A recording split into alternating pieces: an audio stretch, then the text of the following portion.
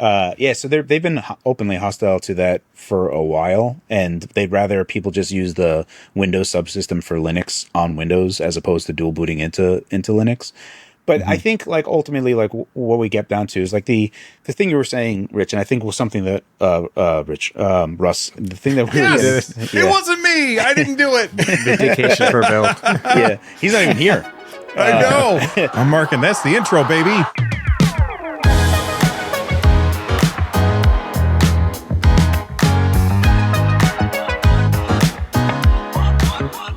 Welcome back to the Nerd Nest. We are missing Rich today, but we got Carrie, we got Russ, and we got CES just happened. It was crazy. Russ was there. There's been, I mean, Carrie, you and I were just saying a minute ago that we were really upset that we couldn't go to CES, and I was like, I wish it wasn't in January. And then you said, yeah, it feels like this was the worst CES for us to miss. This is like the like quintessential moment that we should have all been present, and we were just like, just it wasn't in the cards. Yeah, I was walking around. I was just like, you guys blew it. That's all I was thinking the whole time. His camera, yeah. Oh, those guys. We could have recreated that IGN E3 moment where the guys are just kind of sitting there, and then they're like pointing up. It would have been fun stuff. But Russ, you were all there by yourself, and we got a whole bunch of stuff. Well, not by yourself. There were other people there, just not us.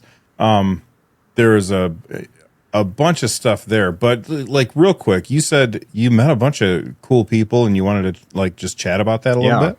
So I met. So I went to like a Lenovo AMD event, and this is where they like launched the Legion Go S and all that stuff. And so Valve was there, so both Lawrence Yang and Pierre-Luc Griffet, and I was so nervous to talk to those guys. Like we were talking about the tokens last week, and like, having a certain amount of tokens to be able to ask. But I'm thinking about that, and so like Pierre-Luc comes up and he's like, "Oh, hey, Russ," and I'm like, I'm just freaking out that he knew who I was, and I'm like, Carrie says hi. That's like all I can think of. Perfect. Like I was just... That's really good. Yeah. I froze. Oh, we lost Russ again. That's okay. He'll be back in a second. He's having internet issues.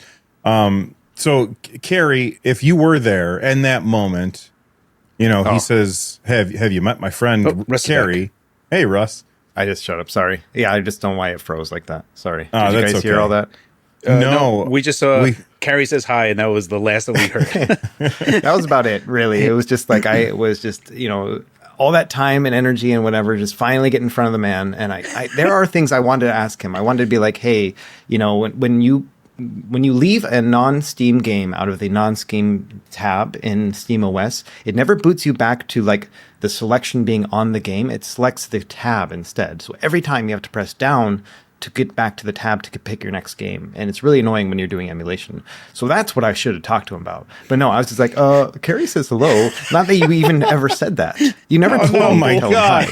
Okay, so we figured it out. The issue is if he says something funny, somebody is like, that's not funny, and they turn his internet off for a second. Boop. Yeah, sorry. Yeah, I need to stop making jokes. Okay, I'm back. Anyway, so I mostly just thanked them for making the Steam Deck, and then just saying that how happy I was that SteamOS was now going to be officially available on other handhelds. And I said directly, I was like, I love that we have other solutions like Bazite and stuff like that, but I want the real deal. I want that support. I want the all the eggs in one basket kind of thing. Like I really love that idea of all of us putting our effort into one awesome, stable release. And so that's kind of all I had time to talk to them about. But yeah, they both recognized me, which is just like, I was starstruck, and then also I met Jeff Keighley at that event. And so that was another one. He's like actually really cool. Like he was just like, he like looks down at like my badge. He's like, oh, okay, Retro Game Core, what do you do and stuff. And so I had, again, about 30 seconds with the man. And I was like, okay, what am I going to talk to this guy about? And I just decided to talk to him about Balatro. I was just like, listen, man, like it is so cool that this game got so much attention and whatnot, because we've been rooting for it all year. And so it was just really cool. And he was like, yeah, totally cool and whatnot. And that was about it. But yeah, it was kind of cool to meet him. And a bunch of other YouTubers. I don't want to give too many spoilers away because I got like a bunch of selfies with them. So I'll put it in like a montage in my video. But yeah, really cool. When's that video coming out, by the way? I'm going to try to work on it after our podcast here today. So I'm hoping it'll be out tomorrow or Monday. And but we'll see. I got other family things to do too. So who knows? Yeah. Well, everybody head over to, I mean, not right now, but at the end of the show, head over to youtube.com/retrogamecore and click on subscribe. Turn on the notifications so that when he posts that, you get to find out all the secret details of him hanging out with Snoop Dogg at CES and all that stuff. Russ, quick question for me. Sorry, yeah. Bills. I want to just go nuts. Yeah, about this Lenovo event. What I want to get your opinion on Jason Renaud being there with Microsoft, and what was the vibe like when he was speaking? He's the VP of Futures guy, the guy with like the really long goatee. VP of Next Generation. Yeah, so he was a little bit cryptic in what he was saying, mostly just like, hey, we're all buddies, you know, that kind of thing. But he did say that before the end of this year, there will be an Xbox Windows upgrade interface thing, basically. That was the number one thing I got. Because each guy only got about 3 minutes to talk. Like, it was not a long kind of panel, you know, and I tuned out during the AI stuff, so there may have been something there, but you know, and I was trying to pay attention, but I was tired at that point. I was just kind of like, start daydreaming about, you know, all the things I should have said to Pierre Lou instead. But sorry, no jokes. I don't want to lose my connection. But anyway, yeah, and so that was it. Like that's all I remember from his thing was like that was my takeaway. So let's talk about that first. Obviously, we'll also talk about the Legion Go S and the fact that Valve is shipping SteamOS to other stuff. We'll talk about all that stuff today.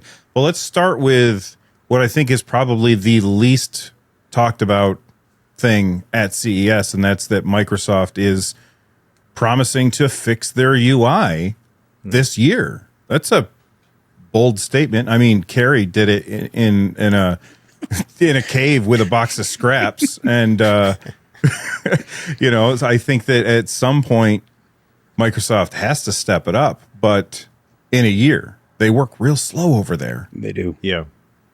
I think, honestly, my takeaway was that it's just going to be Xbox Big Picture mode. Like, that's what I think it's going to be.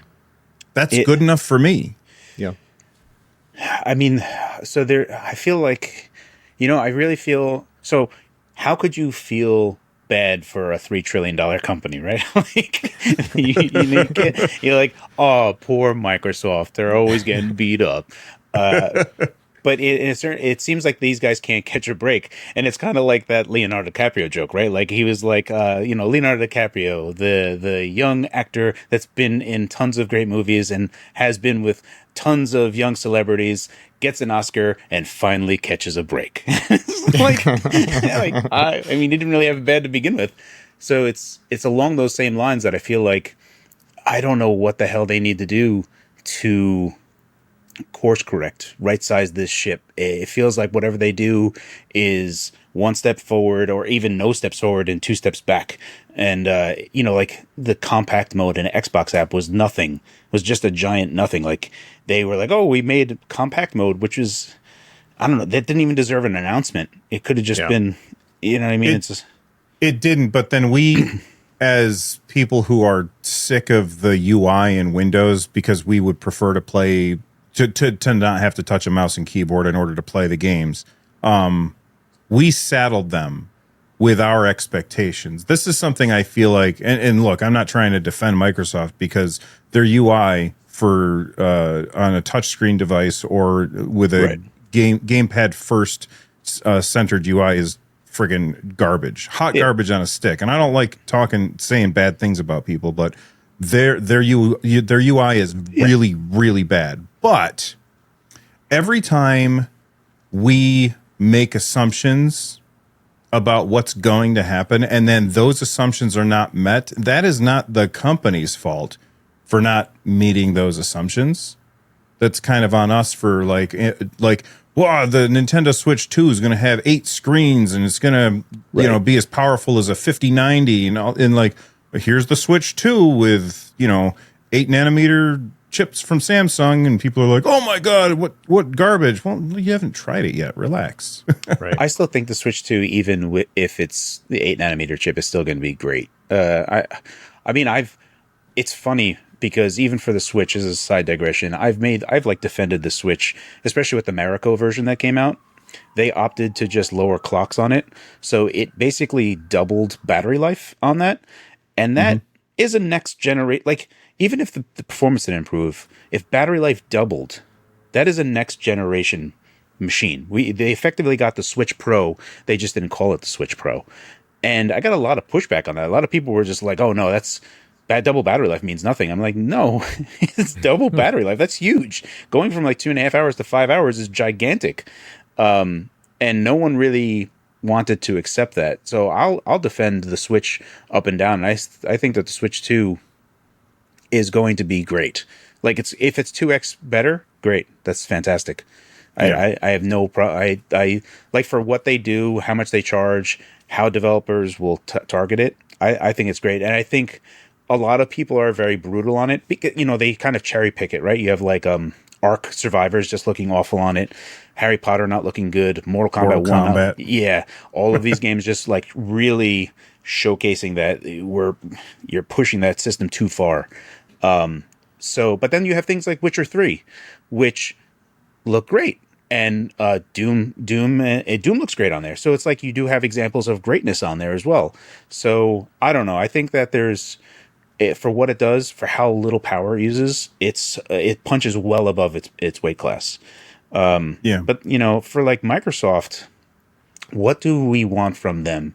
And I don't. What does everyone want from them? I don't even know. Like, it's, you see, like, everyone is like kind of, I don't know if you follow like all like I'm just on like the Twitter sphere of the gaming side, and so many people are like super happy, like, oh sweet, Halo's coming to PlayStation and all this other stuff, and that's great. Like, I don't care if Microsoft goes third party, but if if you look at the top sales of games, you have Minecraft, Call of Duty. They're basically all of PlayStation games are going to wind up being Microsoft games that are the most sold and the most paid for things on there. So what is it if it was just the console's not bad? If you just wanted a PlayStation, but then you're buying Microsoft games on it, what the hell was bad is what the question comes down to. Like, what could these guys have done more? And that's my whole thing, is like, I don't know what these guys can do, because they have to do so much more than just okay. They have to be like A+ across the board. I think the only thing that they can do is build a time machine and go back to the PS4, Xbox One era and fix that. Right. And then they'd be fine right now. Right. Yeah. But in real life, what I would like to see them do, fix the UI. Yeah. And if, like Russ said, if it's just big picture mode, right, and I don't have to touch a mouse and keyboard, then I'm fine. Like, every time I start up Marvel Rivals on my PC hooked up to my TV over there, I always got to grab a little thing that's a keyboard and a mouse so that I can click on the UAC and then click on the launcher to say launch the game. Right. And that's not the only game that does that. And like, a bunch of people were like, dude doesn't know how to turn off UAC notifications. I'm like, It's not just UAC. That's the example that I gave you. That's also a bad morons. It's like, oh my God, you have to unlock the door. Just leave it unlocked. And it's like, well, that's dumb. Like, that's not a good solution.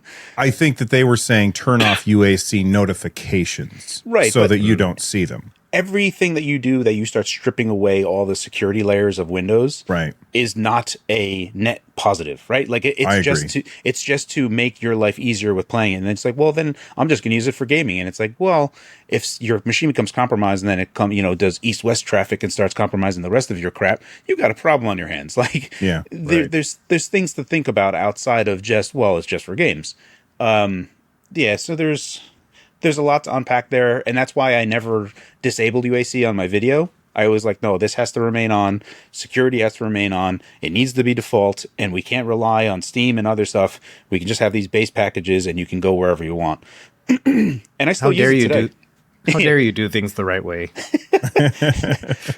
Yeah, I still marvel at my solution, because every now and then I've been playing Indiana Jones periodically through it on my Windows PC on my living room, and I just turn on the controller, and it just wakes up from sleep. I sign in, and it's been the best thing ever. It's been the closest thing that I can have to a Windows PC in the living room, and it's still working today. Like I was playing through it. I actually I went on this PC with my 49, and I took some pictures of the Himalayas because it just looks sensational.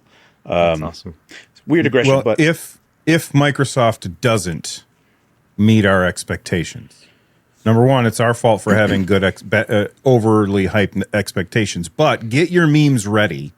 yeah, Kerry Golem built this in a cave with a box of scraps, and then Microsoft looking back at that warmonger, whatever his name is, Jeff.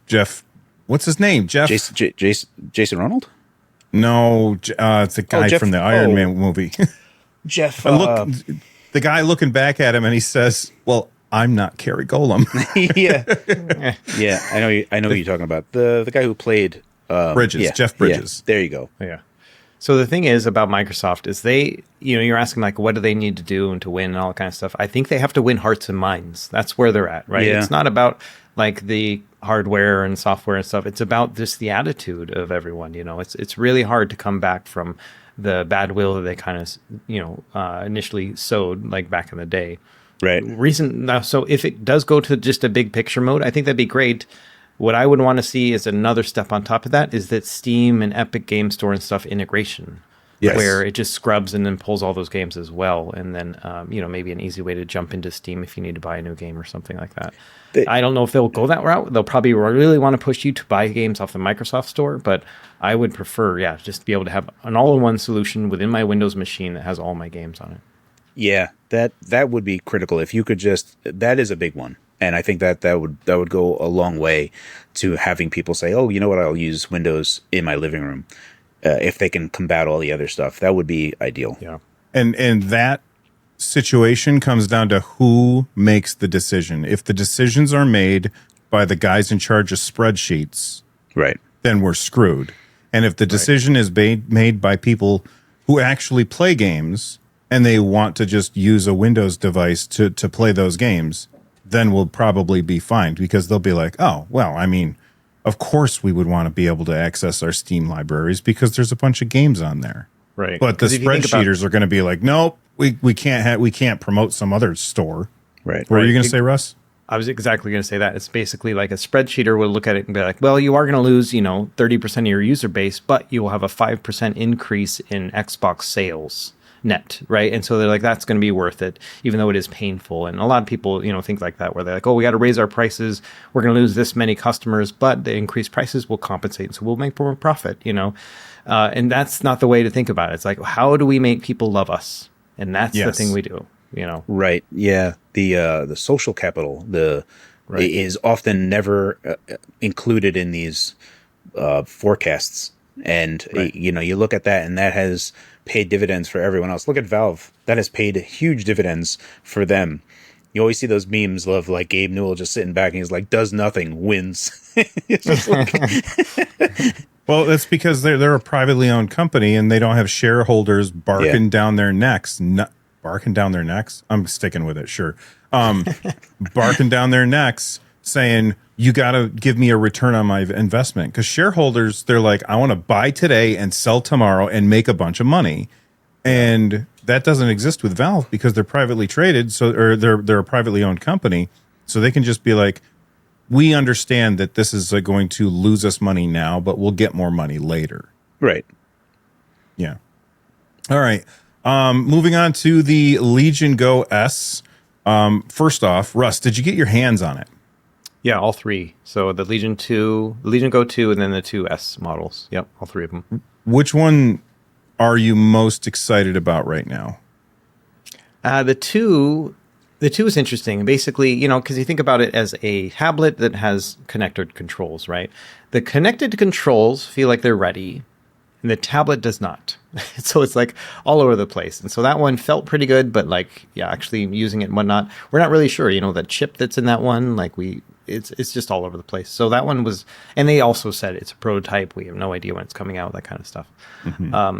But the 2S models, there's the white one and the black one. They're calling space purple or whatever they're calling it. the OS and feeling of it, I mean, they both hardware-wise feel the same ergonomics, same control layout and stuff like that. And they all feel great, like very rounded and the good ergonomic grip for me, at least. And I was told that like Valve was involved in the hardware part of it a little bit. Oh, nice. So I don't know if that has to do with the grip or something else, you know what I mean? But it definitely feels like a different comfortable from the Steam Deck, but as comfortable as the Steam Deck in some ways, you know, so really like that. Between the two, like just the thrill of just pressing the button and bringing up the quick access menu or whatever they call that stuff, all that was amazing. But I obviously like the white one better just because I like white handhelds better. So my thought was like, I'll pay more for the white one, and then I'm going to get SteamOS loaded on it. Like, that's what I'm going to do. Even though there's a $230 difference between them, which is crazy. $500 for the Valve one, and then $729 for the other one. The other one has more storage and more RAM and stuff, but same chip. It seems egregious. Yeah, it seems definitely egregious. So, I mean, we were like, 500 is probably the number that they'll do, and I feel like that's the number that they went on, and I feel that's the correct number for the SteamOS version. But that's 730 for the Windows version. It's like, oh my goodness, I don't know where you guys are getting that number from, but that's not a good number.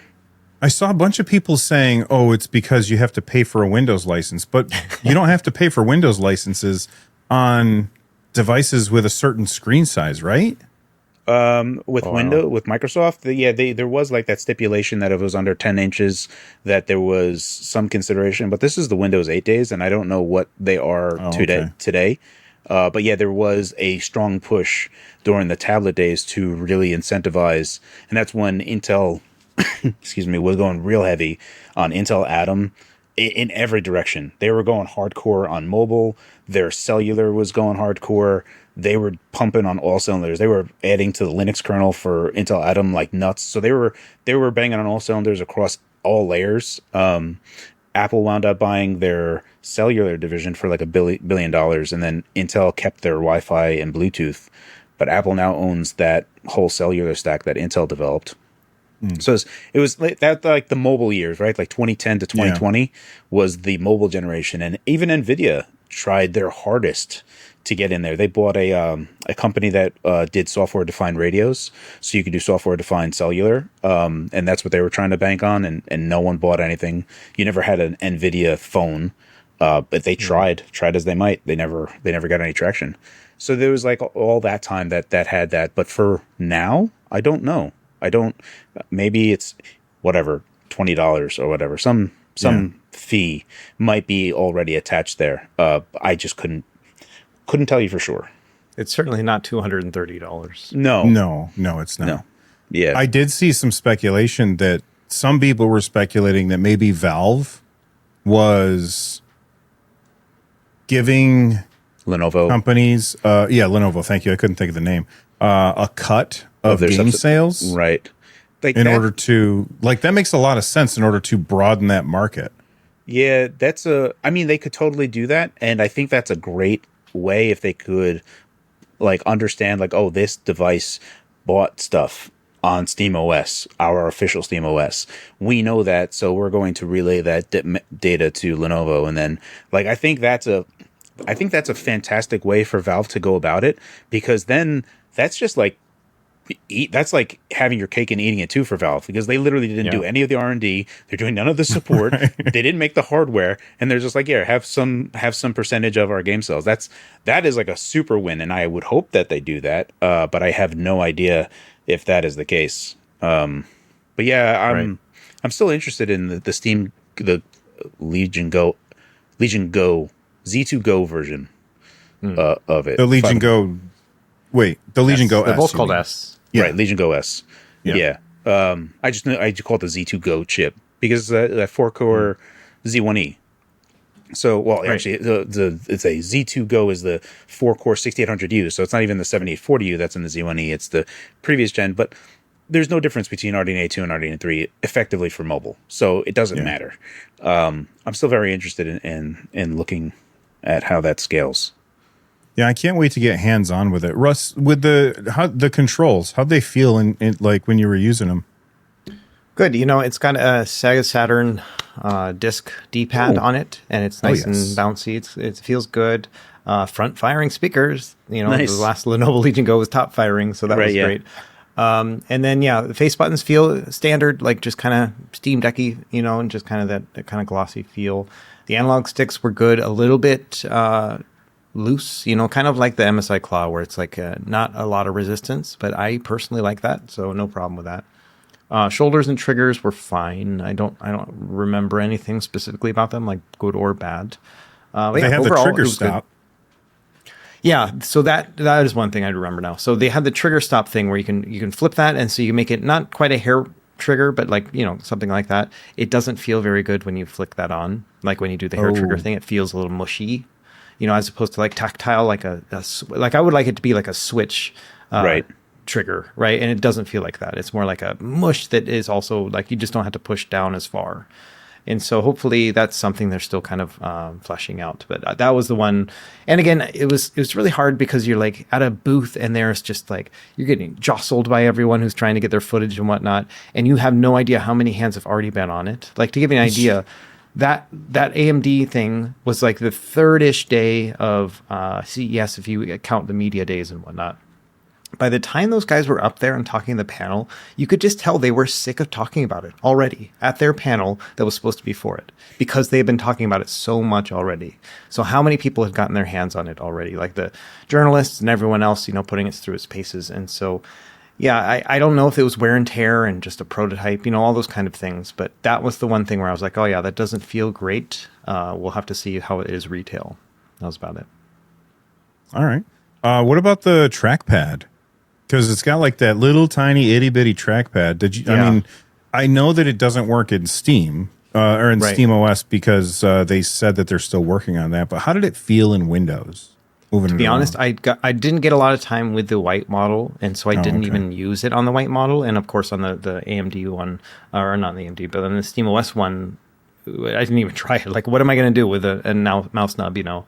But I need to try it on the new Legion Go 2, like the prototype with the new controllers. And one thing of note is those controllers that are going to be on the new one are also just going to be sold retail. So you can put them on the Legion Go 1. So if you want to have improved controls, you can just do that, you know. Cool. And it's rounded at the bottom, which makes it feel more like a Steam Deck. Definitely more comfortable. Like I felt like, I no longer need those 3D printed grips, is what I kind of thought to myself. You know, it still has those buttons on the right side that you push no matter what, you know, which is annoying. But the problem with having it rounded at the bottom like that is that now this part of your palm very easily presses on that little trackpad, and it'll basically, you know, they had Miles Morales as the showcase game in the AMD booths, and the moment you tap that with your thing, it turns into mouse mode, and all of a sudden your controls don't work. And it's like you can even hear the dunk dunk, like the Windows sound, right? Oh. And then you got to push the button, remove the joysticks around. Then 5 seconds later, it'll go dunk dunk, and then go back to the joystick mode. And so that was annoying. But I was told, and we couldn't get into the software, but I was told that there is a toggle in the Legion Go software. You can just change that, and so that'll be easy. Like disable it.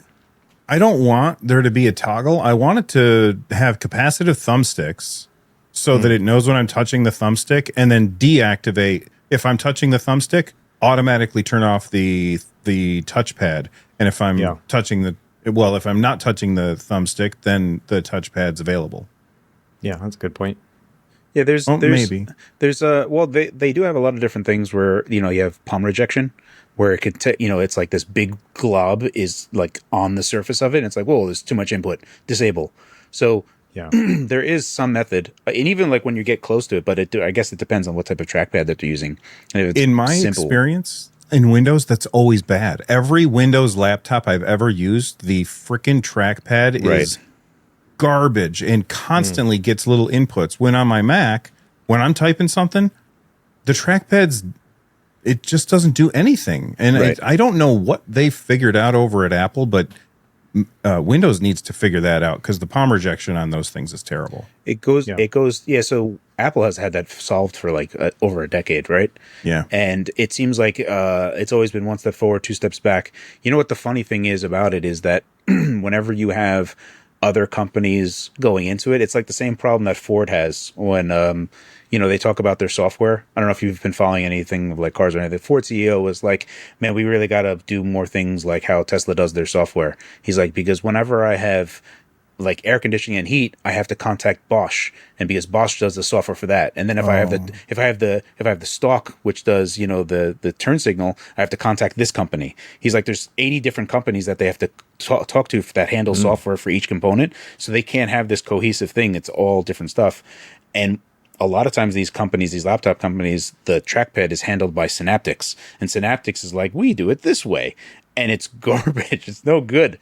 I've had like Chinese laptops that don't have Synaptics at all, and they just default to the Windows trackpad, and it's so much better. And it's just like, you guys paid less and got a better experience. Why are these companies continuing to do this? And it's perplexing to say the least.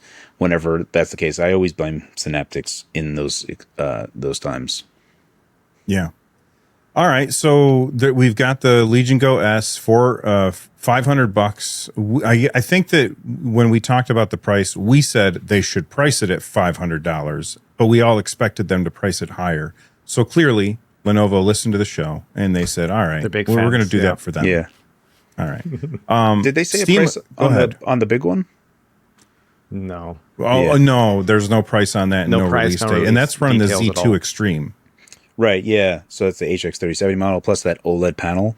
Yeah. The only OLED VRR. Yeah, it's EDP. This is going to be the first handheld OLED EDP native landscape VRR panel we'll have. So this is huge for a lot of reasons. So I'm hoping that even Chinese boutique makers, they'll be like, oh, well, there's B panels of these that we can get, because GVD got the Ally panel for the Mini. So I would love it if they can get their hands on this panel, even if it's just, it's $150 for the panel. Okay. Yeah. Put it in. They got the Pocket 4 has the Lenovo panel in it, right? So from the original Legion Go.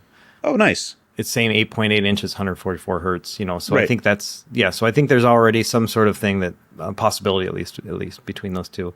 One note though is that new screen from the Legion Go 2 is dropping in resolution from 1600p to 1200p.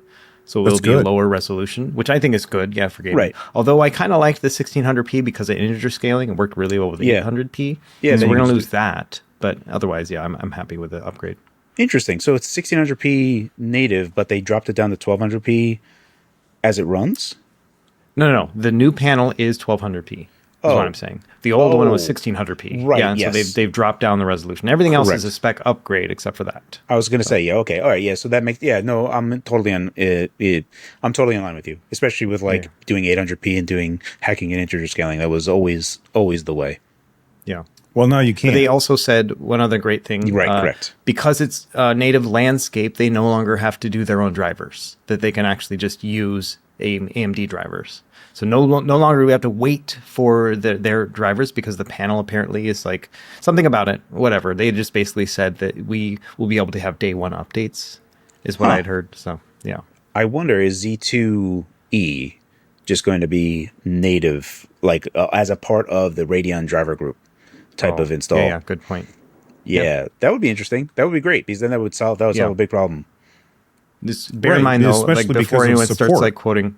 Yeah, before anyone starts quoting me, I didn't hear that from Lenovo. I heard that from somebody else, and I can't remember who I was talking to, but I believe it was another journalist, so I don't remember. But anyway. Okay. Well, we'll see. Yeah. Russ, you said you felt like the tablet wasn't ready, part of the Legion Go 2. What was it not ready about it?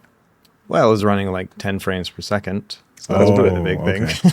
So it was Miles Morales, and it was just chugging. And I'm like, and we couldn't go in to anything. Can't get into Legion space. We can't go in and adjust anything. And so, so that was where I was like, okay, this needs some work. And who knows, drivers, whatever. I mean, obviously it's a new chip or a restructured chip or whatever. But yeah. So I mean, that's so weird to me, because I mean, if the chip isn't ready, then number one, don't show it off. But if you're just talking about, hey, this is the panel that we have, throw the Z1 Extreme chip in there, because I know Miles Morales doesn't run at 10 frames per second on the original Legion Go. Yeah. Just fake it until you make it. Right. So I remember one point, so I was with Sean Hollister for a bit, right? The Verge guy. and he's just so good, right? Like in terms of journalistic, like getting to the meat, right? And so we were standing next to each other looking at Legion Go 2, and this was at the Lenovo booth, and he pulls up the kickstand, and underneath is like a label that has like information, and he gets his camera and he's like trying to take a picture of that, and the guy's like, nope, you know what I mean? So who knows? It could have been a Z1 Extreme in there. I don't know, because they wouldn't let him take that picture, but I thought it was pretty funny that he just immediately went that route. For me, I'm just like, how are the buttons, you know? And so I got a lot to learn when it comes to that stuff, but pretty cool. Oh, that's awesome. All right. Well, we talked about Microsoft by the end of the year. I think had they known that Steam or that Valve was going to be releasing SteamOS before the Legion Go S comes out, I think that maybe Microsoft would have changed their timeline maybe to try and beat that. Because here's the thing. If Microsoft solves their UI problem and like really solves it and does a good job, I don't even think that they really need to win people over. They're just like, oh, right. Well, now I don't really. I mean, it's not like people are like, I hate Microsoft, so I'm not going to. That's not the reason why people abandon Windows. People are some people are abandoning Windows because they're like, God, I don't want to have to touch a mouse and keyboard. So if Microsoft solves that, then people don't have a reason to leave. Right. Well, not only that, leaving requires effort. It's like, oh yeah, you have to flash a new OS onto your computer. Like, how many people are going to raise their hand and go, that sounds like a good Sunday afternoon project, you know? So anything that Windows does to prevent them from having to do the extra work is going to be great. Right. So they should ship it before SteamOS comes out, which is going to be like by like May, I think. Right. And because I spent all day yesterday putting Bazite on this, which is I can never remember the name of it, the ROG Flow Z13, which has Strix Halo in it. I spent all day yesterday and some of today working on it, getting Bazite running on this thing. It's not a difficult process, but it takes a long time, and people don't want to waste their time doing that when they could be playing a game. So Microsoft should ship this before Steam. But that's the other news, is that Steam OS is now going to be just downloadable, and you'll be able to install it on any hardware that it would work on, which would probably be just about anything except for NVIDIA hardware. In fact, I saw an interview with Pierre-Luc Griffet, and he was like, he specifically said, if it runs AMD, you should be okay. Yeah. Most of that comes down to Valve's involvement with contributing to RADV. So they invest a ton of money into RADV themselves. So they're 100% involved in the driver creation process. So top to bottom, you like, I don't know how much you guys remember, but like when Cyberpunk came out, when God of War came out, when Elden Ring came out, Valve can, at their own discretion, there's no mandate. But if an employee is like, I'm going to fix the performance on this game, they will go ahead and do that. And then it's like, okay, awesome. We have this experimental version of Proton, go ahead and down it. All stutters are gone on Elden Ring. Now you're just playing smooth. And it's like, well, why can't Windows do that? Like, why does it take one guy to get this done? But that's the power of what they have available to them. Not that every game would do that, but it also speaks to other talented individuals who, for whatever reason, there's a specific game that they want to play, and they'll go ahead and get that done. So that is the secret sauce that Valve has, and also GameScope, right? GameScope is just continuing to be the thing that pays dividends. And I called it secret sauce, 3 years ago now? And it's even more than what I thought it would ever be. Russ, you have to see, I don't know if you've ever seen it yet. I talked to you about it, but the CRT simulation. BFI. Oh, yeah, I haven't actually tried it yet. Dude, it looks, it's not the best on LCDs, but on OLEDs, it's amazing. On what? OLED. So I have a LG CX 48-inch OLED monitor. Okay. And there's this shader that has come out. So now it can be a part of Reshade. It's now in RetroArch. You could... This thing basically is a shader that tries to emulate how a CRT operates. So it will draw line by line, scan lines, and have phosphor glow. The guy calls it energy. and how the energy dissipates from it and stuff. So what you have is this rolling BFI. So what winds up happening is you have, even they say you have to have like a 240 hertz OLED panel. I have 120 hertz going to 60, and it still looked amazing. And the motion clarity that was out of there was as good as BFI is, with near none of the brightness problem. So full same brightness as before. So it's basically everything about BFI that's awesome with none of the negatives. That's what this thing is. So the good news is that GameScope has reshade in it. So there is a potential of getting this CRT beam simulation inserted into GameScope via reshade, and then you can just do that across Steam Deck or any device that has OLED. Yeah, but Steam Deck is only 90 hertz. It is only 90 hertz, so you'd only be able to do 45 hertz. Not the most ideal. Yeah. But as more hardware comes out, and like the new Lenovo that has that 144 hertz panel, now you can do 72 hertz in half. You're getting very close to that 75 hertz of what a CRT normally would be running at. So then you're getting fantastically close to replicating that and having all the benefits, and they just keep on working on it, and it's super awesome. Sorry for the digression, but you got to try it out on an OLED panel. Supposedly it works on LCD, but there's like a lot of tuning that you got to do. Yeah, definitely something you gotta check out. It's really awesome. Yeah, I have my RTV is OLED. It's like a LG C4 or something like that. I think it does 120 or 240, something like that. I gotta check it out. I don't use it much, other than that's what my PS5 is plugged into. So. Right. Yeah, so the C4 should actually be able to do 144 hertz. So so you should be able to try it out there, and just use the shader toy. And the demo that they have, it's like some Coliseum or some type of ancient building, and it's scrolling by. And if you just take a look at the window of the non-BFI part, the non-CRT simulation, and as it scrolls over, the motion clarity is immediately present, and you can see no brightness difference. It's like magic. It is legitimately fantastic. Wow. That sounds really cool. I'm curious. So you said it's not great on LCD. I wonder, because I have my TV is a 120 hertz. It's not OLED. It's QLED. Still LCD then. Yeah.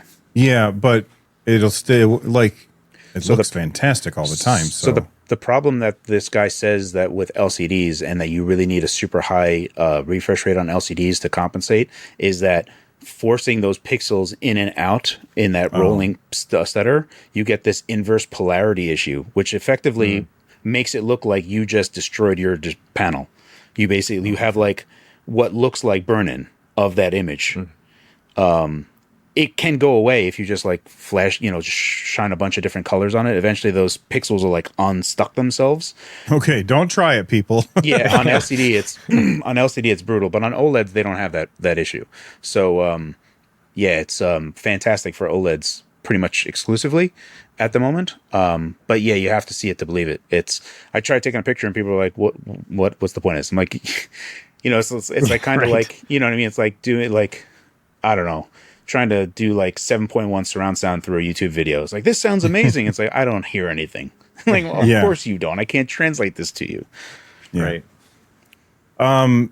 We had a question. Somebody sent me a message on Blue Sky. They said, seeing that Valve is committed. This is Alex Morales says, seeing that Valve is committed to bringing more SteamOS to other PC gaming handhelds, who are they competing with in terms of operating system? Microsoft? I think obviously Microsoft, but are they really competing with Microsoft? Because as much as in this bubble, we're like, well, we want to get rid of Windows and we want to run SteamOS.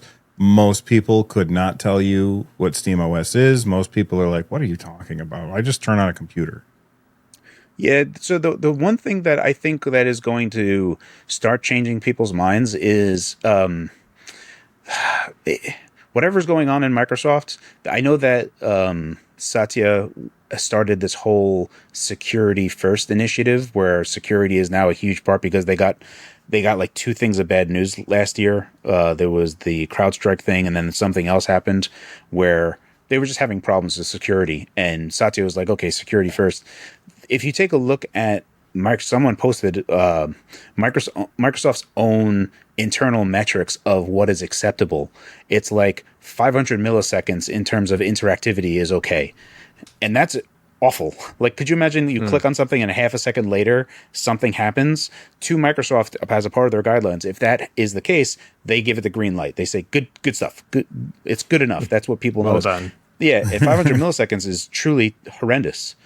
And there's like things like if you take a look at like the updated version of Notepad, it now has AI in it. You can do tabs. It'll save other things. And I use Notepad all the time. And now whenever I open up Notepad, it takes like 3 seconds or 4 seconds for it to just open. I'm like, this is Notepad. Why is Notepad taking 4 seconds to open? And it's got all this crap in there. And I take a look in Task Manager, and Notepad's taking up like 300 megabytes of RAM. And I'm like, what?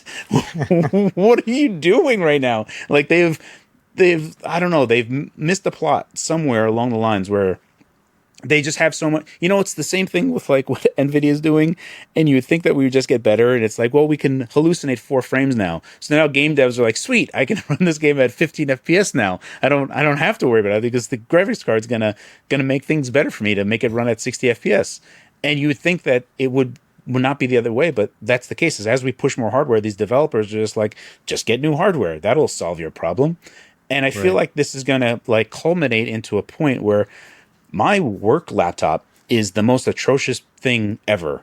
Like my PC, I can deal stuff and I can make it go faster, but my work laptop has so much crap on it that every action that I do takes multiple seconds, and everyone in my office complains about it. So I feel like, I don't think that they're going to go to Linux, but I feel like there's this tipping point, right? If SteamOS can somehow wedge themselves into being the de facto Linux distribution, right? If SteamOS becomes the de facto distribution, and then you have companies making applications run on SteamOS that they need, that they use every day, there's going to be this tipping point of, well, all this stuff that I use works on SteamOS, and I can just click a button to just kind of do it. If they can get to that point, I'm not saying it's going to happen in May. I think for enthusiasts, it'll happen first. And it'll just be this tipping point of something potentially happening. I don't see it happening rapidly. Like you said, if Microsoft can make an Xbox big picture mode that kind of solves a lot of our problems, there's enough stickiness and enough inertia of familiarity that people have with Windows that they'll just go, I'm not going to go to SteamOS. I truly believe that's the case. Like if they can just get it just good enough, it doesn't have to be banger and all great. It just has to be just good enough. If they can get it to that point, I feel like they will boil the frog just enough that they'll stay in Windows.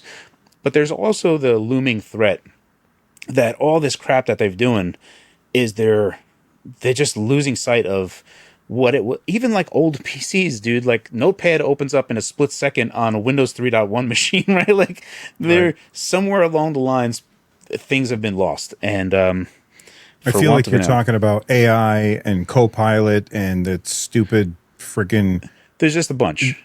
All the nonsense that gets injected into the Windows UI, like, hey, here's your weather, here's the news of the day, and I'm like, I don't want to know. I just don't Leave think me alone. I like all of that. What's his name? Theo. I don't know if you guys know Theo, the YouTuber. No. Yeah, he made a new chat app that's just, he did it, and it's like way faster than all other chat apps, and it's like streamlined, so you can type in something, start a new chat, and that will like back buffer into that other chat.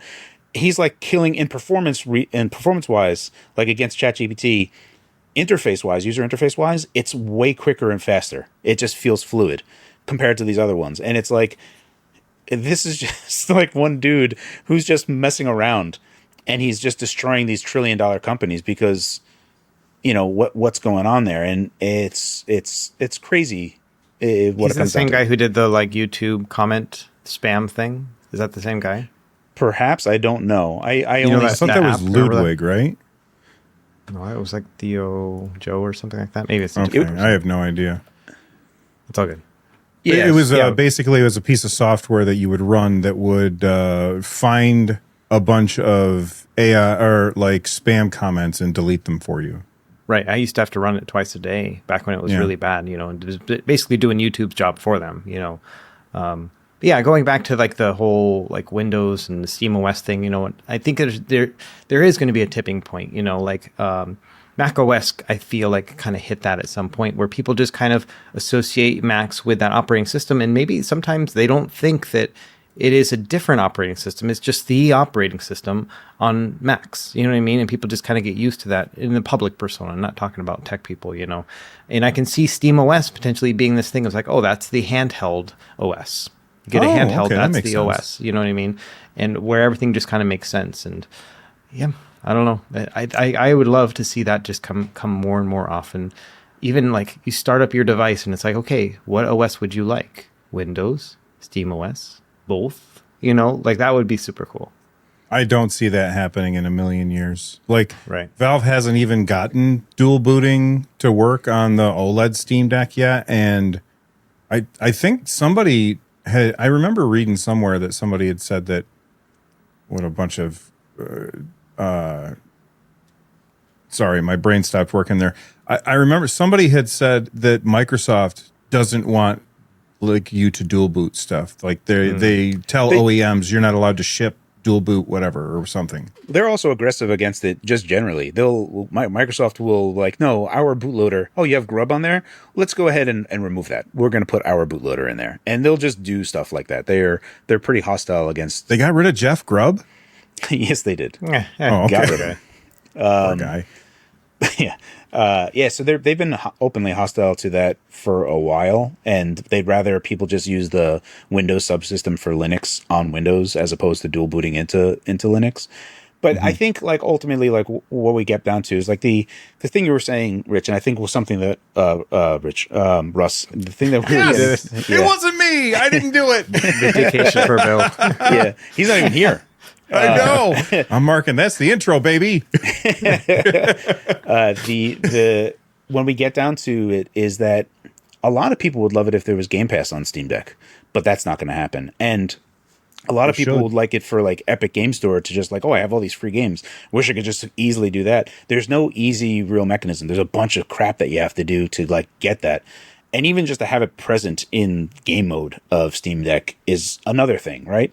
So it's like there's all that work that if Microsoft could do that, I think that would go a long way. Effectively, these companies no longer have to worry about a front end, because you look at like how Asus's Armor Crate does that, right? They have that front end to it, and will kind of do all that stuff for you.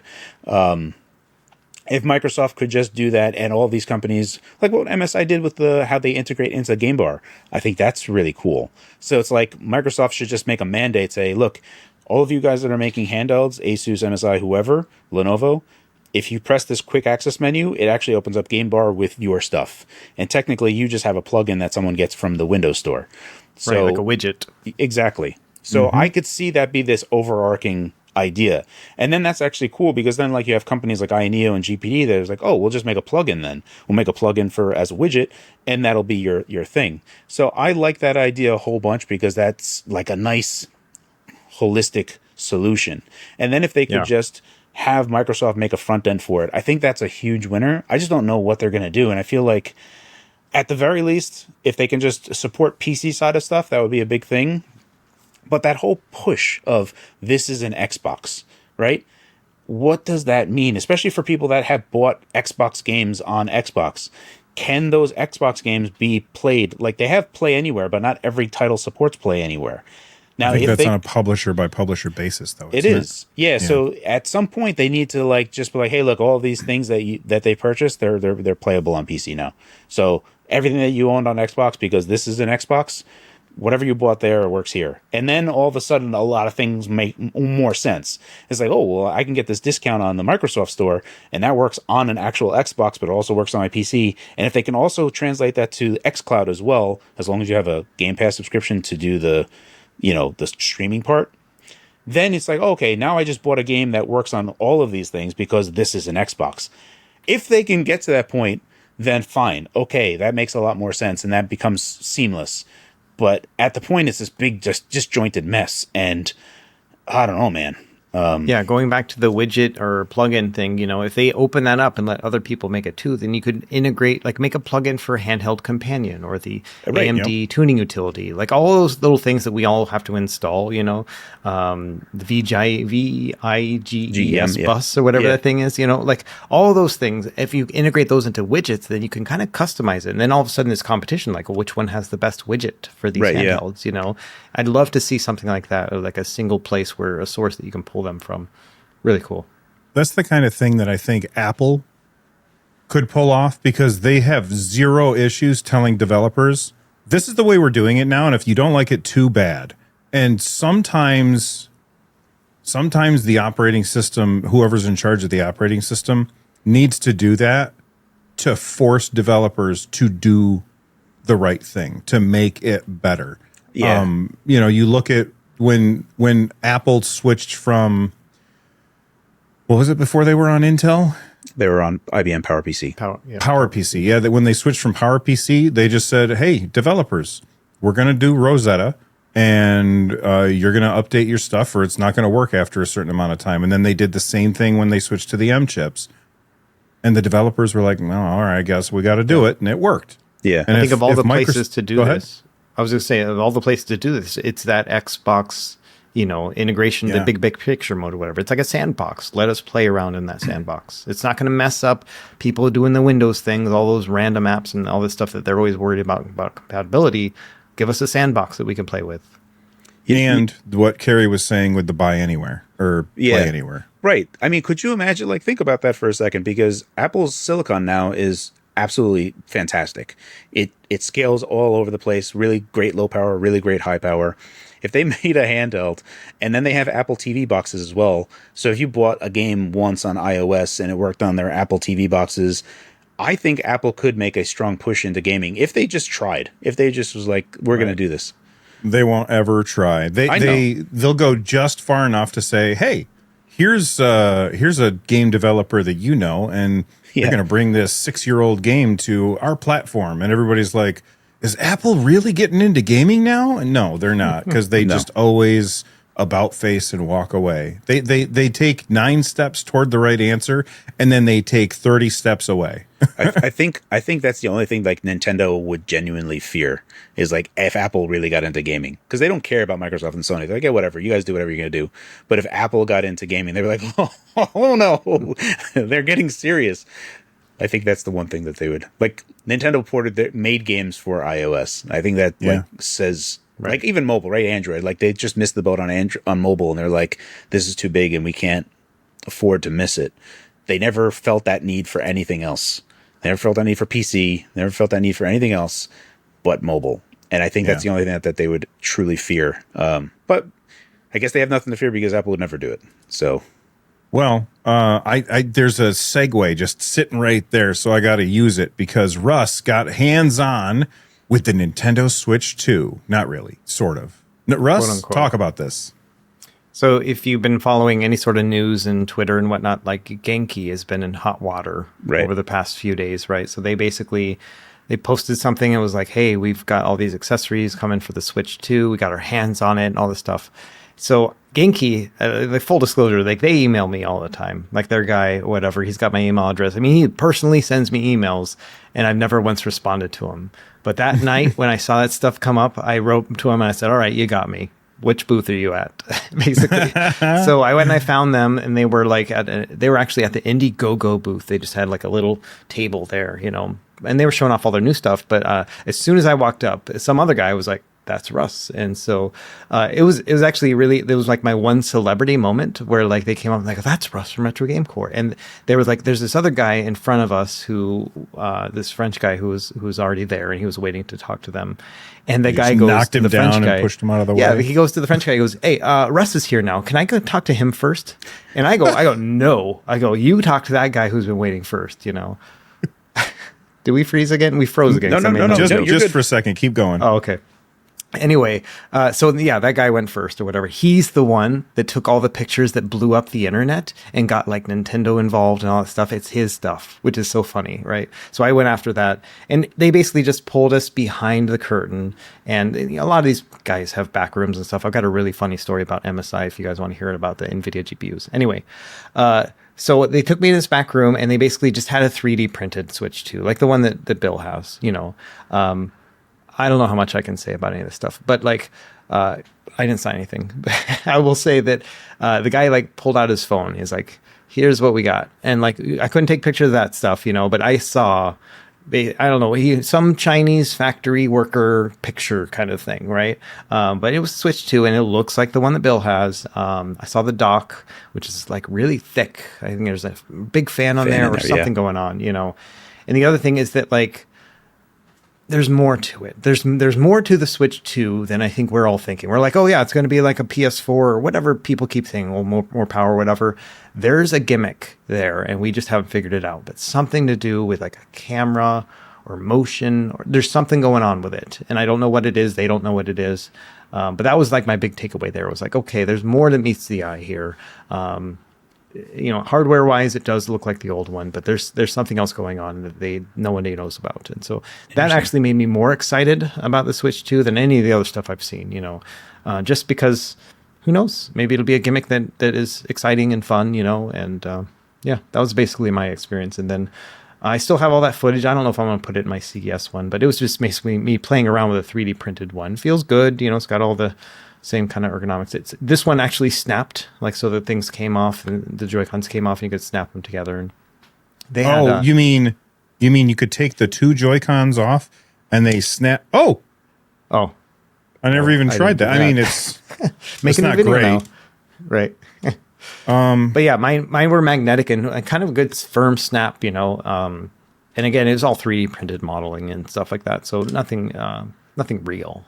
But it was just kind of cool how that all happened while I was there. And then like the next day, Nintendo officially even said something like, that's not official from us. And then people ran with that and like, oh, Genkii was showing fake stuff. I'm like, they didn't say fake. They said unofficial, you know? Yeah. And so, yeah, it was just kind of a fun thing.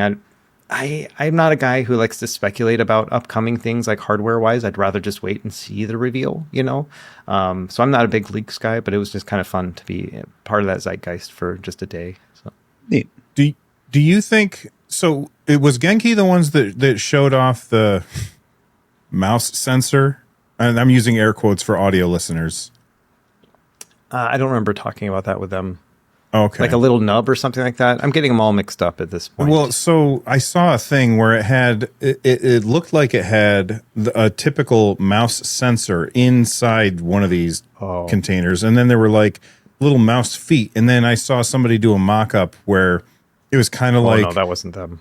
Okay, it was kind of like the Legion Go. Right. Where you take the Joy-Cons off and then you use the right one as a mouse to play Metroid Prime 4 or whatever. Number one, if that's the gimmick, it's so bad. No, thank you. holding this Joy-Con vertically on a table, that's going to be a nightmare. Isn't it flat? So you like hold it like so that you trigger down. Yeah. Here's the table. You hold it like this. Yeah. That's terrible. No, thank you. Yeah. It's real bad. If that's the gimmick, no thanks.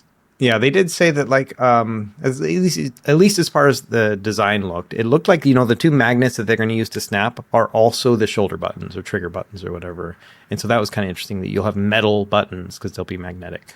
So that was the other thing I kind of learned about it. But yeah, in general, I was really only there for maybe 10, 15 minutes, but it's just kind of funny to be there for all that stuff.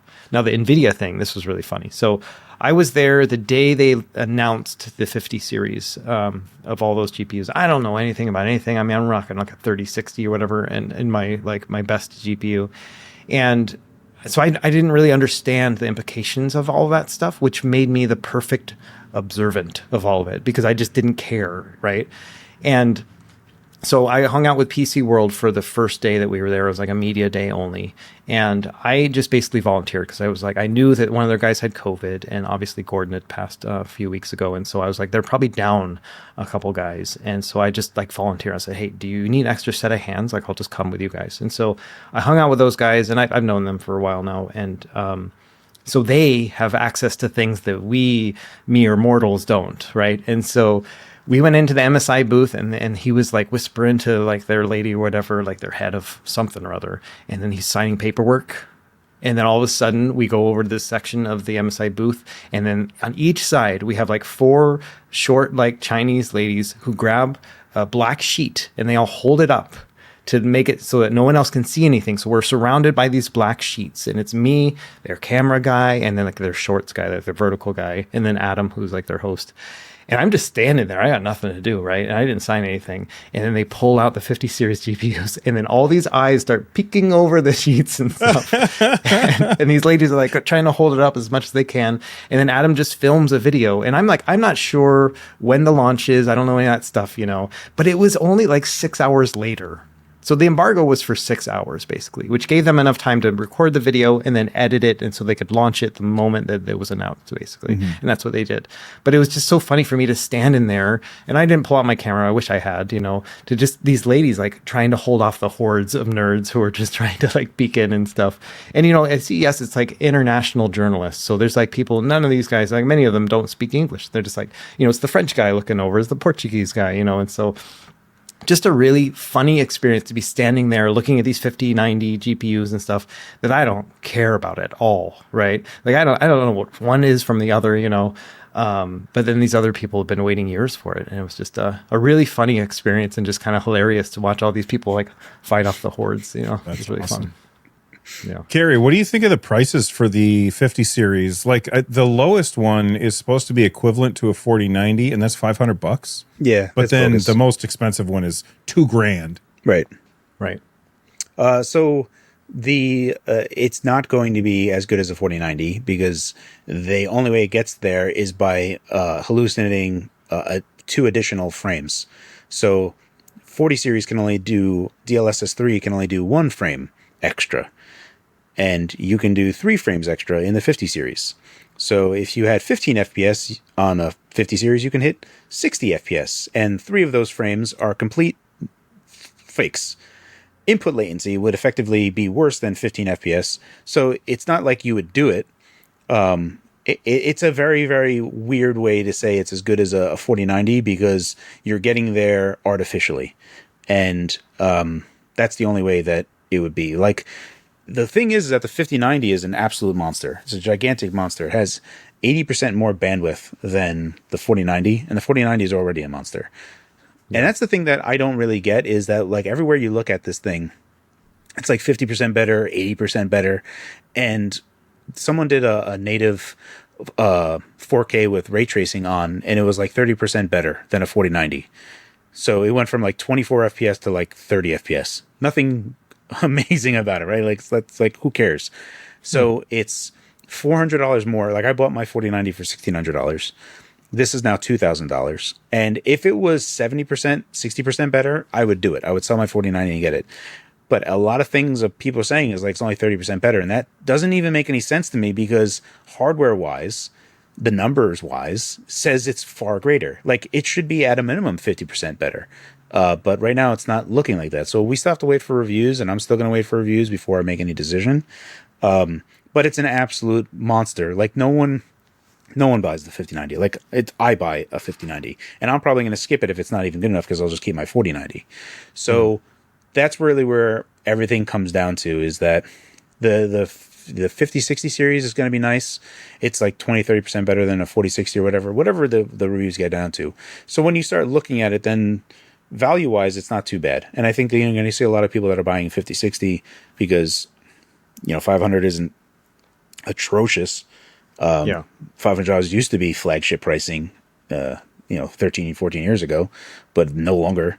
I can't see myself ever. Go ahead, Russ. I was going to say, I feel like the 5070 is kind of at that price point now where I'm like, I'm actually kind of ready to maybe make a big jump, that I can jump into that one and just skip the 40 series, go for my 3060 Ti or whatever I've got. It's that price point is at least, encouraging enough for me to be like, oh yeah, it's a big enough bump for that price for me. Right. Yeah. So 5070 is probably like more like enthusiast pricing now. And 5090 prices for absolute lunatics that just have more money than sense. It's for AI farms. Yeah, so like you can do like crazy AI stuff with 5090s. You can do it with 49 as well, but you're really constricted by RAM at that point because like how large of a model you can shove inside of that space. So that's helpful. But when you really look at it, they're nice, right? And then the weirdest part about that whole thing is that AMD was supposed to talk about their 9070 XT and pulled out of it. And the whole name. So the weird thing is, like, they completely changed the naming scheme, and they have the naming scheme now supposedly in line so that it matches. This is like old AMD CPU stuff when they had like the XP 2600 or whatever, and they named it after whatever it would match the Intel side with. And now this 9070 XT is like, well, we match the 70 series, the 5070 or the 4070. So that's what AMD is doing now. They match their naming scheme to align with NVIDIA's naming scheme so that people can just like, oh, that's 5070, that's 9070, so those are the same. So for some reason, they just were like bailed on it. They just like, we're not going to show anything, and continued to not talk about it at all during the entire CES. And nothing but leaks and other people and whispers were the only thing that were talked about. So it was just a really bizarre thing that happened. And it's like RDNA 4 seems to be pretty good, especially FSR 4 looks pretty good because like Digital Foundry did a thing on it, Hot Hardware did a thing on it. So it looks better than Pisser does on the PS5 Pro, which is interesting because ostensibly it's using the same underlying hardware to achieve the same result, just different mechanism to get there. Perhaps it's just larger, right? The 9070 XT is just a larger set. So they had those. Yeah, so they had those at the Gigabyte. We went into the Gigabyte booth because, again, it was with PC World that day. They were going to go check out their 50 series. And then sitting there, just out in the open, were their 9070 and whatever the other one is. And they're just sitting there. No one's talking about it. No one's looking at it or whatever. And one of the guys we were with is a big AMD guy. He's like, I think that's the first time anyone's ever seen this, right? And so they started like, they took that into the back room. They filmed about it and stuff. I think they made a video about it as well. And then as we were there, Paul from Paul's Hardware like walks in. He's like, "Hey, I heard the AMD GPUs are here." You know what I mean? Like it's this weird like hush hush thing or whatever. And yeah, they were there, but no specs, nothing else. I mean, we could pick them up and hold them. And it's like, oh, it feels like a big heavy GPU, lots of metal. Yeah, what are you gonna do? That's about as far as we got. Yeah, and feel that. But yeah, I think the going kind of thought while I was there amongst all these guys who know what they're talking about was basically that they just didn't want to get eclipsed by all the NVIDIA stuff going on. So they're like, we'll just announce it, and then people will know that we've got one too, and then later on we'll actually show what it can do, as opposed to trying to even compete with this company that has like 90% market share. Well, I know for me, I would love to have a 4090, like a nice beefy PC with a 4090 or a 5090 or whatever. I would love to have that, but then I'm stuck on Windows because NVIDIA's drivers aren't really available for SteamOS. I cannot see myself spending money on an NVIDIA graphics card anymore, at least until they update. So here's the thing. I was thinking about this too. I'm like, okay, maybe it's time, and probably because I was surrounded by all these PC World guys, and I was like, all right, maybe it's time for me to, join the master race or whatever. Like I met the PC master race guy, and I was like, yeah, I'm like, oh, maybe I should like do this, spend $2,000 to get a nice build of something, And then I went over to the Asus booth, and I really was just there to check out the Flow Z13, which I already have for testing, but I wanted to get some footage of it there. And then as I was talking to Anthony, they've got the new Nook and stuff. Anthony's like their, what do they call that guy? Like the consumer products line. There's like the DIY guys, which is JJ, and then Anthony's the other guy. So Anthony was like, this will, and we were talking about the ROG Nook or something else, and he's like, yeah, this will work really well with the new XG Mobile. And I go, what? Like, I didn't even know they had a new XG Mobile, and I was on the way out. I was like shaking his hand to leave, and he's like, oh yeah, this will be really great with that eGPU. And I was like, what do you mean? And so they had the new XG Mobile there, which is a 5090, but a mobile 5090. So obviously going to have decreased power and stuff. Probably going to be around $2,000. And I think that's what I would rather buy than a completely new computer, because this thing is Thunderbolt 5, which means it's going to be backwards compatible with basically every handheld that has USB 4, Thunderbolt, or any of that stuff. So it's going to be plug and play with all that. It's going to have a lower bandwidth than Oculink, but I don't know. It feels like it's the first future-proof thing that Asus has made in a long time. They always make this proprietary stuff or whatever, or it's always the latest and greatest for, wait for next year. This thing, I feel like I could buy this 5090 mobile GPU, have that Thunderbolt 5, and I will be good for a good 5 years because of all the Thunderbolt 5 devices that will be coming out in the future. And so that was really exciting for me. And it's translucent plastic, so it looks a little bit retro game core. And so I was like, oh, this is super nice. So that was actually the star of the show for me, where I walked in thinking that, maybe it's time for me to do the PC thing, and then I walked out and be like, heck no, I'm going to go the eGPU route. And so, I really enjoyed that whole setup. Nice. So, I mean, again, another perfect segue laying there for me to pick up. You mentioned the ROG Flow Z13. All three of us have one here in our offices. Mine's right here. I've been working on a video where I'm going to use Bazite on it. I reached out to Asus and they were like, go ahead. That sounds like a great idea, which was very different than when Carrie reached out to MSI and they were like, absolutely not. Do not do that. And so Asus, ship it back. I appreciate you. Let's talk about this thing because it has the Strix Halo, which I keep calling Halo Strix for some reason. It is driving me up the wall. But Strix Halo, which is like this new chip, and I cannot remember the actual.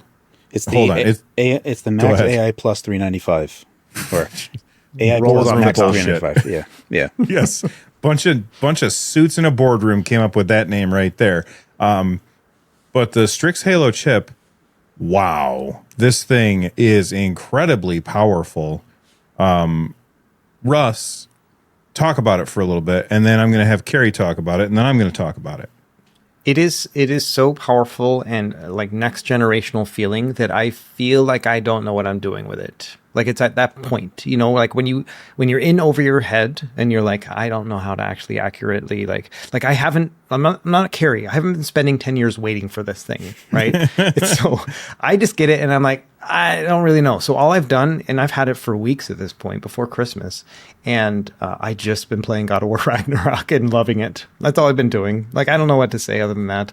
The embargo is another month out. Yeah, and I already told them that I'm not going to do an impressions video because I need the time to actually learn and then just make a review. And so I'm not sure really what to do yet with this thing. And so that's one of the reasons why I'm so happy that this was listed as something we're going to talk about, because I'm just going to listen to what Carrie has to say.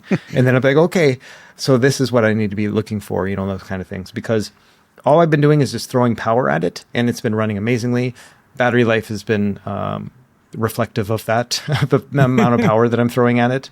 We're not supposed to talk battery, I don't think. But anyway, we're not supposed to say any numbers. That's the embargo, everybody. We can't say numbers, but we can talk about how it feels. Yeah, and it's my mobile PS5. Like is what I've been feeling. Like I can, and maybe not PS5, PS4 or whatever. I don't even know that those two are just kind of blend together for me anyway. But I can take this thing, I can prop it up on my bed, kind of lean back, put an extra pillow behind me, and then just play Ragnarok in bed. And it's crazy. And so that's basically what I've been doing. It's just really enjoying it. Carrie, what's your impressions of this thing so far? So it's super impressive. I mean, everything that they've done with it is absolutely super impressive. And it's funny because, and I don't, most normal people are just going to run it at what it's running at, and it'll get nothing for battery life, right? The battery life is going to be non-existent on this thing. It's a 70 watt hour battery, but it'll impress with what it's able to achieve on its default. You look at it and it's like, goodness gracious, this thing is chugging. And you have 16 full fat Zen 5 cores. There's not even Zen 5C to be found on this thing. It's just full fat CPUs, 16 cores of them. And it just goes like, go nuts. You want to go to 80 watts? Have at it. We can handle that, which is insane, right? Because it's a tablet. It's like, this is my workstation. Yeah. It's just like stupid that it can do that. And what's funny is, so it's chiplet design. So you have these complex CCXs for the CPUs, and then you have another big plop for the GPUs. And you have the IO die on there, and 32 megs of cache on there, which I still have to the test against, so see where how that runs. So there's just a bunch of crap on here that it can do a bunch of stuff. the proceeding logic whenever I talked about this, and there's a guy that on Twitter is like, I actually reached back out to him because I bookmarked the tweet. He's like, it's really comical that you said that 256-bit memory should be on a handheld, and I was like, bookmark, I'm gonna get back to this one. And I was like, yeah, everything I said was correct. And he was like, no, it doesn't. No, it's not. You brought no proof. And I was like, okay, once embargo's done, I'll show you the proof. And he's like, remember 15 with memory. And I was like, I'll include the display in there with it, buddy. And I'm like, like it's the when you get down to it, like how it scales down. The problem is that it's just a monster chip, 40 CUs. Even when you push it down as far as you possibly can, it still demands a certain amount of power. That is, I can't really express it, but it's in Steam Deck realm, right? Of how much power it's taking. So that's just for it to like go. So that CPU, the whole chip, right? So it's far larger than. This is when you're demanding a lot out of it. But then you run indie games on it and you push it really low. And Asus does this really fascinating thing on Silent Profile where they're absolutely aggressive. And I put my ear to it and I have to open it up just to look at it. But I'm confident that Asus in silent mode, when it's under 40 degrees Celsius, under 45 degrees Celsius, they don't even put the fan on. So the fan's not running. And then you get power savings by the fan not running at these very low power thresholds. And then all of a sudden, because you don't have the fan running 50% brightness, and with a 71-hour battery, you're starting to get absolutely fantastic battery life for playing indie games. And it's like, holy Christmas, this giganto monster of a chip can scale this low. But Asus does not offer this to anybody. So I'm the only guy that has compiled something that can force this, right? So I'm the only one like, it can go so low, but no one, like the lowest you guys can go is at this threshold. What's funny is when you could see it when you see it on a graph. When you see my graphs, you can see the part where the silent mode starts. You can see it right on the graph because right there it goes. It just takes off like a hockey stick, and that's the really impressive part. Where where you're at these parts, and even total power wise, it's just really really good. I'm trying not to like reveal anything while I'm saying this, but it can go super low and it can go super high, but the thing about this, and returning back to the 256-bit wide thing, is if you look at Strix Point HX3070, that's 16 CUs and it goes to 2.9 gigahertz. I guarantee you, I know we're memory bound on that. So if we just had 256-bit on just Strix HX3070, that would be such a big relief for us as is. And then you could have a way better lower power and still have that whole higher power. So I don't even think we need Strix. We just need 256-bit wide memory. Everything I'm looking at, I'm like, yep, this. Like when I talked to Asus, and they're going to send me the 32 CU version, the 390, and then I'm going to just redo all my tests. And I want to see where we scale because I would wager money that we're going to scale relatively close, especially at the higher end, right? And if at that point you have to plug in anyway, what does it matter? You're not going to be running on batteries, so just juice it. Like it doesn't matter anymore. You're just plugged in. So, well, it matters because of the wind tunnel that's now in your room. Right, yeah. Because that fan is loud. Yeah, so like doing the manual mode and just making so I in my testing, I did manual mode and I just put the fans at max at like 40 degrees Celsius. Even when I was doing super low TDPs, this thing was going a mile a minute. So it's super loud and I'm looking at the chip and it's like 30 degrees Celsius. There's no reason for the fan to be going as hard as it is right now. But I wanted to remove any thermal throttling from my data. So I was just like, let me get that out of there. And I'm not really doing total power. I'm just doing TDP at this moment. So yeah, it does get super loud. It does get super loud. But the balanced one is pretty decent. And even silent mode is silent. It's really good. Yeah. It's very aggressive. So yeah, I'm happy with it from a lot of different angles, but more to the point that it solidifies everything that I was theorizing before. And for all intents and purposes, I think that for everyone that gets this type of thing, it's for a desire to have a workstation tablet, not for something that you could take low and go high. I think that most people, especially with what they're afforded from Armory Crate, are just going to use the defaults that they have. That being said, it's still a monster. Yeah. To me, it feels like it's almost like this new... It feels like it's competition with the iPad Pro, like the one with the M chip in it, as well as a MacBook Pro. Like that's what it feels like to me. It's like kind of both of those things. If you're somebody who's going to pay $2,000, $3,000 for a Mac experience, but you want something similar in Windows, this to me is the closest I've seen with a multiple form factor kind of option between tablet and keyboard and everything else. And so that's what it feels like to me, even though it is not ARM. It's, it's x86, but it still kind of gets that close to me. Yeah, I think the only thing that Apple does better is that they are far more aggressive on low power as well, from like just a stance, right? Like you look at the MacBooks and those go very low on battery and they have excellent battery life, but you can then push them hard. And the stance that AMD has is there is this threshold that needs to be met. And once you're at that threshold, the battery life isn't good. Battery life is just okay. It's acceptable. And that's in like the silent mode. Yeah. Right. I would not say that this compares to an iPad because, God, it is so heavy. Yeah. I mean, I gave it to my wife because I got a MacBook and I was using that instead because that's my portable machine. But I had an iPad 12.9 inch and I have one. I love it. Yeah, you can hold it with two fingers and it's so light and thin.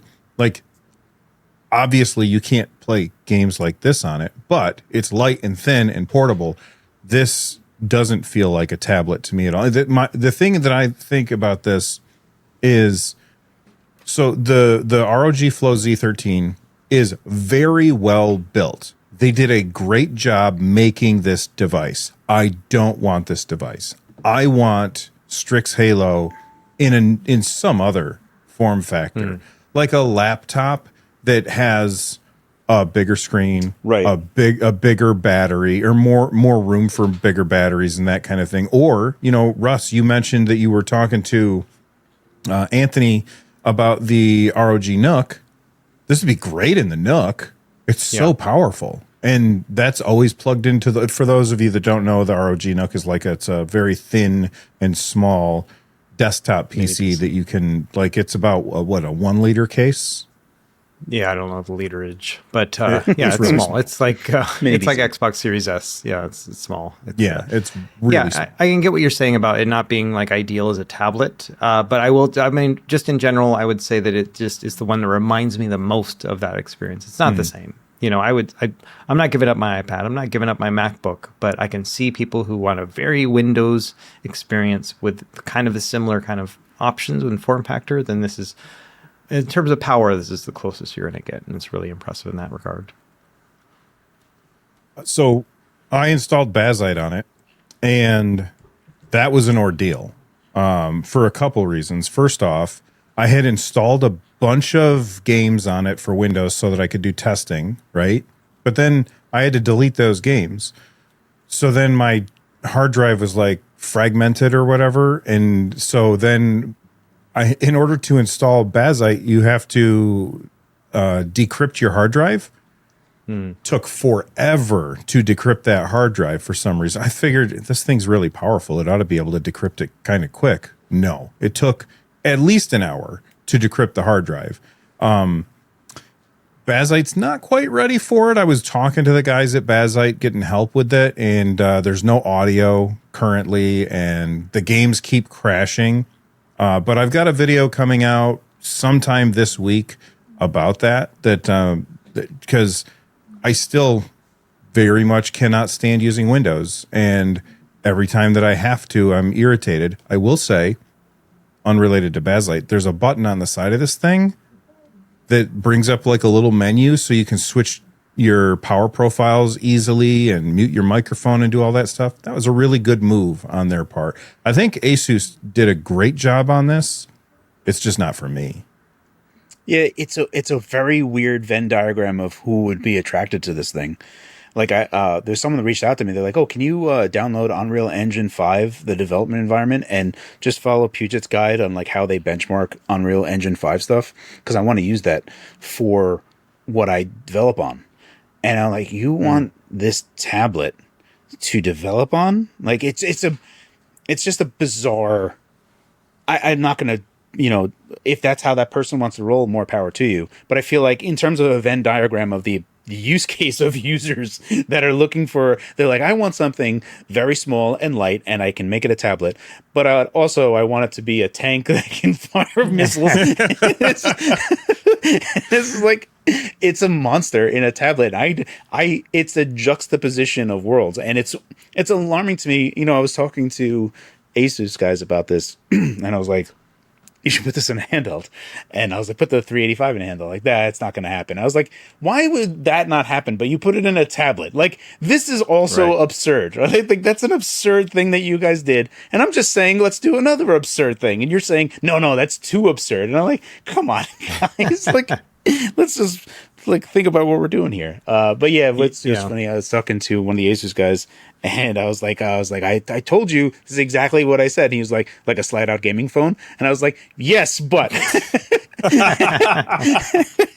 hear me out. That's great. I just think you're better off getting a laptop. I'm sorry. Go ahead, Russ. Yeah. No, I see that. The big thing for me is definitely the chip, and it's like, what are you going to forgive when it comes to the hardware in order to get that chip? Basically, is where we're at right now. And I'm late in the game when it comes to being into computers and stuff like that. But one of the first things I remember hearing when it came to this stuff, and really kind of interested me, maybe I should follow this path, is that when they started making good iGPUs, I remember people saying that at some point, maybe you won't need a graphics card. That maybe this will get to the point where for most users, an integrated graphics will be enough. And this is the first time where I'm like, oh, here we are. Like, we're finally hitting that point where a normal user, like a regular non-power user, this is going to be enough performance right here. If I'm able to play God of War Ragnarok at whatever settings, I'm just hitting the buttons and just hitting play and the game's running great, then that means that everybody else in that kind of world will be able to do the same. And so we're finally here. It's finally hitting that point where we're realizing those things I used to hear, 4 years ago. Although this thing is it's like the price of it's pretty expensive. I think it is. $2,000. So I mean, that's the thing though. Like again, 16 CUs on the HX3070, which is also, Strix Point is also more expensive than Hawk Point, the 8840U. It's like a few $100s more. You see in like those handhelds that are now like $1,300, $1,200. It's still not $2,000 tier, right? Which is what this would demand, but it's still more expensive. However, since they're already at $1,200 and $1,300, just going to 256-bit wide on Strix Point regular, not even Halo, we would get the benefit of scaling up, because that sucker goes to 2.9 gigahertz on 16 CUs. We have like 5 teraflop that effectively we're only getting like 2.5 teraflop of usage out of it because we're so memory bound.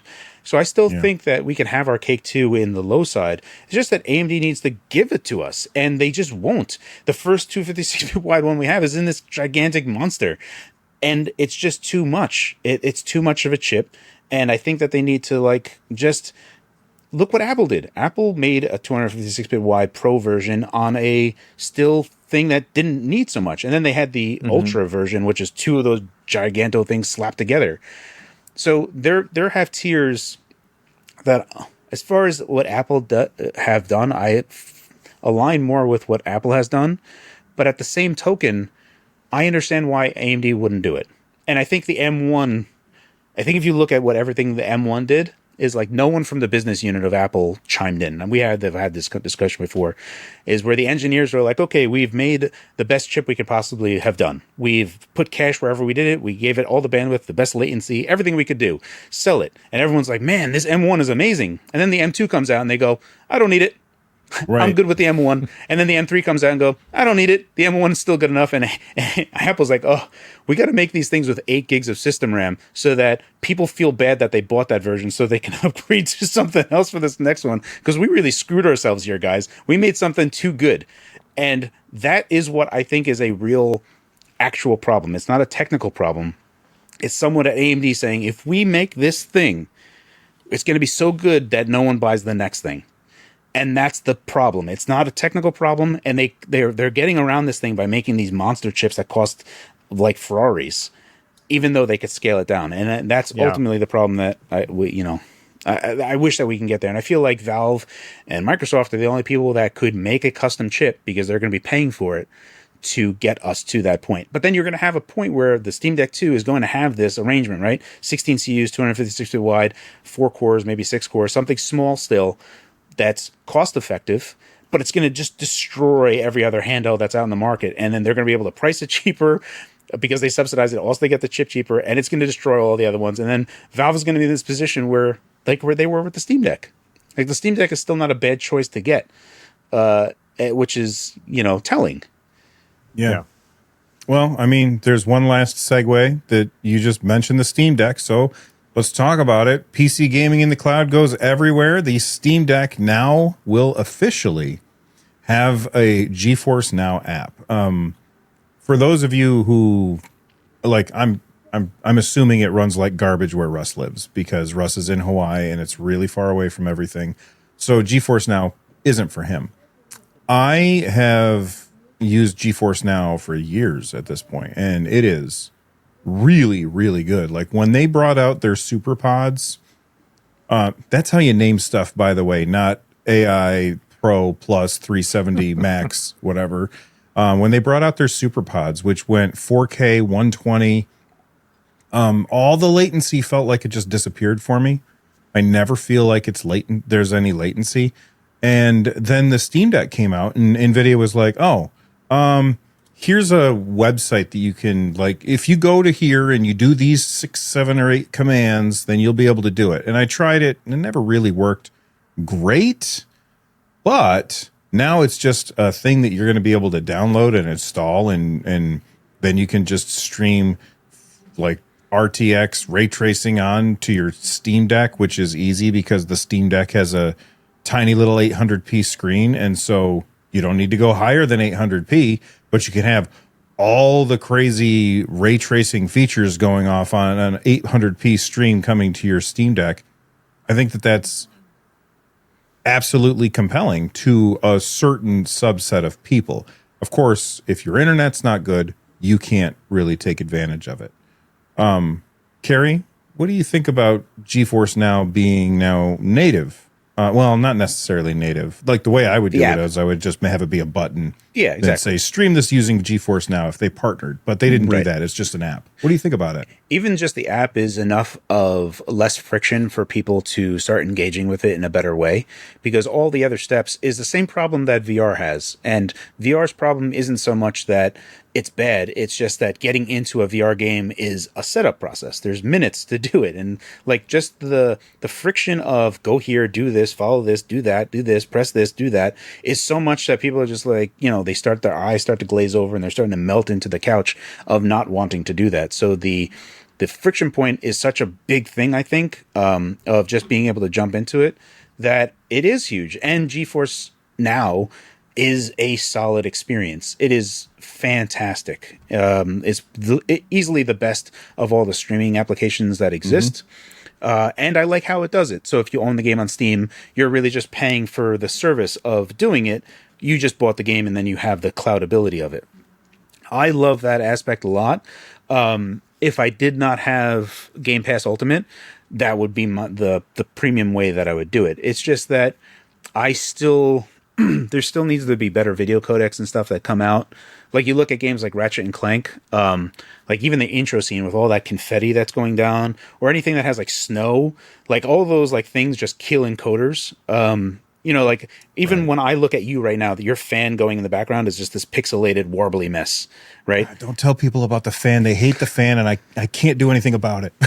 Right. So, but I mean, that's like a video encoding problem. That is, if a game has a bunch of, confetti or anything, snow, rain, whatever, all of that is a problem for encoders, because now you normally have these big B frames, right? It's like, okay, that's the same, that's the same, that's the same. So we're just going to send that same data. But when you have this noise that's coming in, all of a sudden every frame is now new. And now you're sending a bunch of data. So that's where streaming still has to get solved. It's not bad, right? But there are... It also struggles with darkness, too. Yeah, so there's parts, right? There's things where banding and lots of noise make encoded streams look absolutely atrocious, because then you can start seeing through the matrix of what's going on. You can see the encoding happening on there and being decoded on your end. So that's still the major stumbling block for me. Outside of that... And GeForce Now is a fantastic app. So the inclusion of that, I think even Microsoft should do that, because they have the same stupid process of do this, do that, install Chrome, do this, do that. And they shouldn't. They should just have the Xbox Cloud app that exists on Steam. And I don't know how they do that, because Steam there's like, well, if someone subscribes, we're going to want something using this app. And all the terms and service. I think Valve is very free going with that whole process, but they need to do better. Yeah. Russ, have you used GeForce Now at all? I did when I lived on the mainland, and I liked it. It's pretty cool, especially because back then I didn't really have a Windows PC, so it was like just an access to a Windows PC that I couldn't get elsewhere. I will say one thing I saw, I mostly focus on local streaming here just because I can stay within my own like internet here at the house or network. So Razer has a new app, and I'll put this in my CES video, but basically they have taken Moonlight, which is open source software, and they've made their own wrapper for it.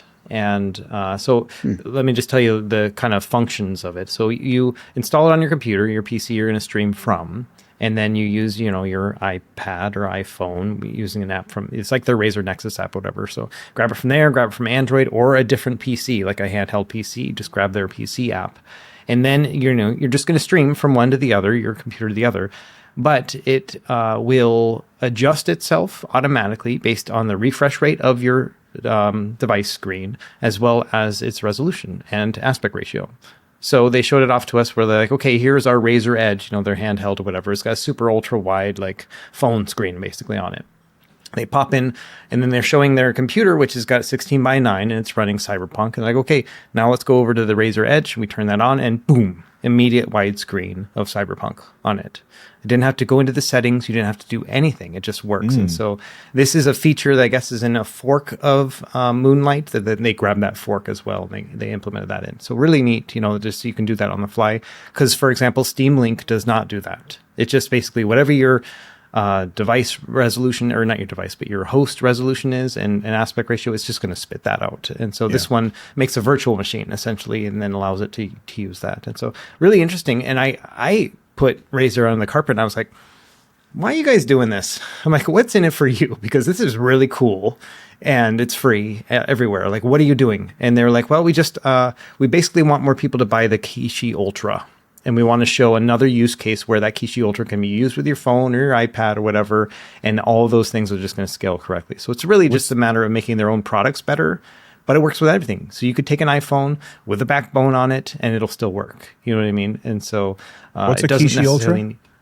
That's their telescopic controller. The big one is like $150. Yeah, but it's really wide, so you can put an iPad mini in it. So I think that they... so I think they were trying to sell their own products, but they accidentally made something great for everybody. And so I think that's pretty cool.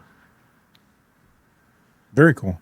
Well, that's going to do it for us today. But before we go, don't leave yet. These guys got to tell you about videos that they got coming. Carrie, what's your next video, man? So I'm also doing a Bakelite video, but it's going to be on the new GPT Win Mini, their HX 3070 version, the white one. Russ, you got to feel this thing. I think you're going to love it. It doesn't leave a fingerprint, and I always want to use the word svelte, and I don't think that's correct. Svelte means skinny. Yeah, no, it's not svelte. It's a velvety. It's okay. It's velvety. Velvety, yes. Yeah, so it just feels really, really nice. Doesn't leave any fingerprints. I think you'd really like it. And so I'm going to be doing Bakelite in the background there. But I've been just doing a lot of micro benches on the Strix Halo part in the background, and also playing Indiana Jones because I want to get back into it. So I've been doing that mostly. But the only video I probably have this week coming is Bakelite on the new Win Mini. What about you, Russ? So I actually got my hands on that Win Mini because GPT had a booth at CES. So I met Yang and I actually got to touch it. It was the black one though. So I was like, this is great, but it's not my color, But yeah, it looked really good. I was tempted to ask him for a unit, but I was like, I got so much to work on, so I didn't. Right. So I'm going to make that CES video that I mentioned before. And then also I've got the Glacier Ambernick. So I'm going to make a video, just a real quick 5-minute one. Like, hey, this is the color, and it's funny, but I assume the Glacier was a Glacier Blue. Everyone says Glacier Blue, but then as I start to look up pictures of it, it's not very blue. And this one isn't very blue either. So I don't know how accurate it is. I actually ordered one from eBay and hold them up at the same time. Arrived. I want to see the colors. Yeah, they look about the same. Yours looks a little bluer than mine. Mine looks a little whiter, but I've got a big white light right up there. Yeah, I've got natural sunlight, so that's probably part of it.